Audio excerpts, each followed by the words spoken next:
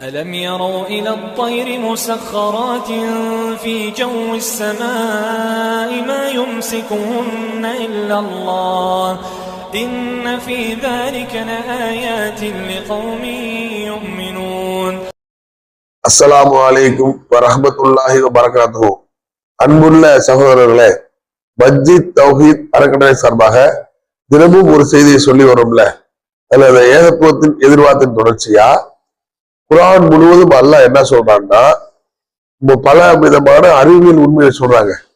அதாவது இக்ரா பிஸ்மி ரப்பிக்கல்லதி என்று தொடங்கும் வசனத்திலிருந்து இஸ்லாம தீனா என்று முடிகிற வசனம் வரைக்கும் மோசையால் பாதுகாக்கப்பட்ட இந்த குர்ஆன் முழுவதும் நீங்க சிந்திக்கவில்லையா, நீங்க யோசிச்சு பாருங்கப்பா அப்படின்னு எண்ணற்ற வசனங்களை அல்லாஹ் சொல்றான். அதெல்லாம் சொல்லும் போது மனிதனை சிந்தனையை தூண்டும் பல காரியங்கள் அதில் இடம்பெறுதுங்க. அதிலிருந்து இந்த குர்ஆனை எழுத படிக்க தெரியாத ஒரு உண்மை நம்பிக்கை அல்லாஹ் அல்லாஹ்தான் வழங்கியிருக்க முடியும் என்பதை தெல்ல தெளிவா அறிந்து கொள்ள முடியுங்க. அது இன்னைக்கு என்ன பார்க்கணும்னா, குர்ஆனுடைய 16வது தேனி என்ற வசனத்துல 79வது வசனத்தை அல்லாஹ் சொல்றான், ஆகாய வழியில் வசப்படுத்தப்பட்ட பறவையை நீங்கள் பார்க்கவில்லையா, அல்லாஹ்வை தவிர அவற்றை நிலைநிறுத்துவன் யார் என்று சொல்லிட்டு சிந்திக்கும் சமுதாயத்திற்கு இதை பல சான்றுகளை எல்லாம் வச்சிருக்காப்பா அப்படின்னு அல்லாஹ் சொல்றான். அப்ப இதை நம்ம ஆய்வுக்கு எடுத்துக்கணும்னு சொல்றான் இல்லையா. இப்ப ஆய்வுக்கு எடுக்கிறோம். இதை எடுத்து பார்த்தோம்னா, பொதுவா நீங்க எல்லாரும் விளங்கி வச்சிருக்க அறிவியல் என்னன்னா, பூமி தன்னைத்தானே சுற்றி கொள்கிறது. அது மட்டும் இல்லாம பூமி இந்த சூரியனை சுத்தி ஒரு நீள்வட்ட பாதையில வலம் வருது. ஒரு வருஷத்துக்கும் பூமியில் ஒரு வருடத்துக்கு பூமி சூரியனை சுத்தி வருகிறது. தன்னைத்தானே 23 மணி நேரம் 56 செகண்ட் தன்னைத்தானே சுத்துது அப்படின்னு நம்ம விளங்கி வச்சுக்கோம்ல.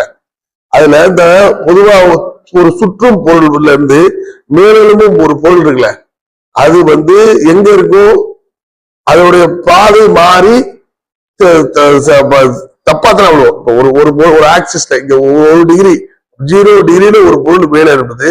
அந்த நீர் மட்டம் ஒரு 30 டிகிரி சுத்தின பிறகு கீழே இருக்கிற ஒரு பொருள் ஒரு 100 மீட்டரோ 200 மீட்டரோ இல்லாட்டி பல்லாயிரக்கணக்கான மீட்டர்களோ தள்ளித்தான் விழணும். ஆனா பறவை தன் இலக்கை அடைந்து விடுகிறது. இந்த பறவையை பார்த்தா இந்த பறவையை பார்க்கிறத பட்சத்தான் விமானமும் படைக்கப்பட்டது ஒரு தனிக்கதை. அப்படி இருக்கும்போது ஒரு சுற்றி கொண்டு இருக்கும் பொருள்ல மேலெழும்பும் ஒரு பொருள் எப்படி அது திசையை மாறாம போகுது அப்படின்னு நம்ம ஆய்வுக்கு எடுத்துக்கிட்டோம்னா, இந்த வசனத்துல இருந்து ஆய்வுக்கு எடுத்துட்டோம்னா, இறைவன் இதுல என்ன சொல்ல வர்றான்னா, இந்த பூமி இருக்குல்ல, இந்த பூமி தன்னைத்தானே சுற்றி கொண்டு இருக்கும் போது வெளிமண்டலத்துல பூமியின் வெளிப்பட்ட பாதையில் இருக்கும் எல்லா ஈர்ப்பு விஷயங்களும் தன்னைத்தானே சுற்றி கொண்டு பூமியோடு சேர்ந்து சுற்றி அறிவில் வழங்க முடியும். இது நம்ம லேசா புரியுறதுக்காக ஒரு உதாரணம் சொல்லுவோம். ஒரு சுற்றுற பொருள், இப்ப நம்ம பூமியில இருந்து பூமி கீழே சுத்திக்கிட்டு இருக்குது. சுத்திக்கிட்டு பூமி நம்ம மேல தவறும், திருப்பி எங்க விழுறோம், திருப்பி அதே இடத்துல விழுறோம். ஆனா நாயமா எங்க விழணும், சுத்திக்கிட்டு இருக்கும் போது மேல ஏன்னு நம்ம திருப்பி பூமி சுத்தும் போது இடம் மாறிதான் விழ முடியும். 10 அடி நம்ம தூரிட்டு தவிட்டோம்னா 10 அடிக்கு கீழே இறங்கும் போது நம்ம எங்க விழணும்னு கேட்டீங்கன்னா 10 அடி தள்ளியோ இல்லாட்டி 50 அடி தள்ளியோ 100 அடி தள்ளியோ பூமி சுற்றும் வேகத்தை பொறுத்து நம்ம கீழே விழ வேண்டும். ஆனால் அப்படி விழல, எந்த இடத்துல உயரம் போறோமோ அந்த இடத்துல கீழே விழணும். இதுல இருந்து என்ன நம்ம விளங்கிக்கிற முடியுதுன்னா, நம்ம பூமி சுற்றுற போதே நம்மளோடு சேர்ந்தது ஈர்ப்பு விசையில சுத்தி கொண்டிருக்கிறது என்பதை தெளிவா விளங்க முடியுங்க. அதுதான் இந்த வசனத்துல அல்லாஹ் என்ன சொல்றான்னா, ஆகாய வெளியில் வசப்படுத்தப்பட்ட பறவையை பார்க்கவில்லையா, அவரை நாம் தான் நம்ம நிலைநிறுத்தணும், நம்பிக்கையோடும் சென்ற சான்று இருக்குன்றான்.